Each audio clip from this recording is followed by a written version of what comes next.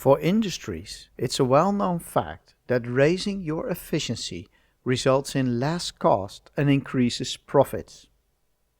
Today, I would like to address a common misconception about the effects of improving industrial process control and the raise of efficiency on sustainability.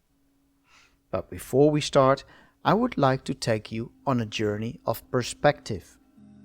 Let's step into interstellar space and take a side view of our Milky Way galaxy and zoom in on one of its outer suburbs. Slowly but surely, a faint dot arises through the solar glare in the lens of the camera of the farthest man-made object. You are now looking at a pale blue dot. The image taken by the space probe Voyager 1 as it is leaving the orbital plane of our solar system. As we zoom in on the dot, the haze of the solar glare makes place for the intensely empty blackness of space surrounding the single dot. Slowly as we approach the pale dot, a bluish glare is the first indication that this lonely speck in empty blackness is our home. Earth. In all its magnificence, the oceans, continents and clouds become clearly visible. This is the single place where all life, evolution and human history took place. It's all we have. There's nowhere to go. There is no lifeboat. Since there is nowhere to go for our children, it makes perfect sense to nurture our tiny pale dot in this ocean of emptiness. We owe it to generations to come. Hence, all of us should take a step back from their daily activities and ask themselves the question: how can I keep doing what I'm doing but reduce the impact on our planet and particularly reduce the emissions of carbon dioxide and other greenhouse gases? It's not too late yet, but imminent action has to be taken. We now take a step towards the famous Urgenda case, where the Dutch court overruled the government agenda on emissions reduction and forced them to speed up the reduction of carbon emission. Project 625 was born. 625 is a program to reduce 6 million tons of industrial emission by 2025. Among the supporting literature, there's an elaborate 200-page report, Technology Validation, that should help guide executives in taking the proper measures and do all within their powers to reduce CO2 emissions. Astonishingly, the third page contained the following text: most of the asset management analytics optimize machine lifetime or prevent downtime.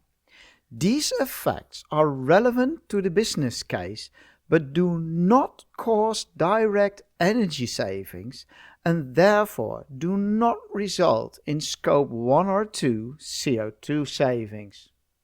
Now, we are happening to be in the business of process control and improvement.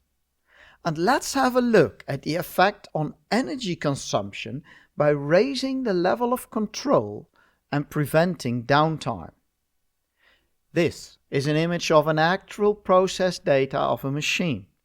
It shows where and how the machine is running and if actual output is being produced. If we zoom in, we can clearly see the moments where the machine is running but no product is being produced. These are moments of downtime in its purest form.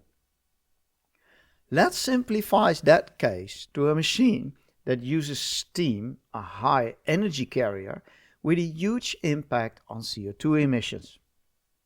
The blue line shows if the machine has valuable output, the red line shows the amount of steam being used. This process is poorly controlled and has some random downtime. The first step to be taken by means of process improvement is raising the level of control over your process. We now succeeded to reduce the number of downtime occurrences from 4 to 2. As you can see in the KPIs table, we did not reduce downtime at all. We simply worked towards a more stable process. But that simple step of process stabilization led to a reduction of energy consumption by an astounding 13.5%. Now, take it a step beyond and utilize the now new available time for production and optimize it. By utilizing the release time, we reduced the downtime to 17.5% and reduced the energy consumption per product with a massive almost 18%. Now, of course, these are just exemplary numbers, but in the past 25 years we helped production and distribution companies to significantly reduce their downtime and raise their efficiency. Not just by marginal percentages.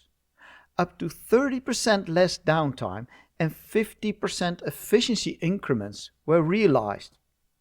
How can anyone, let alone government advisory boards, state that optimizing efficiency does not contribute to emissions reduction? Given the current politics, companies should target the optimal point where they produce as much as possible without raising energy consumption, or even better, produce just the needed amounts of products and reduce the emission by as much as possible. No matter the choice, optimizing your process is a key component towards a better world. Regardless if you involve us, one of the first and most accessible steps is to optimize your industrial processes. It'll bring you more money while reducing climate impact.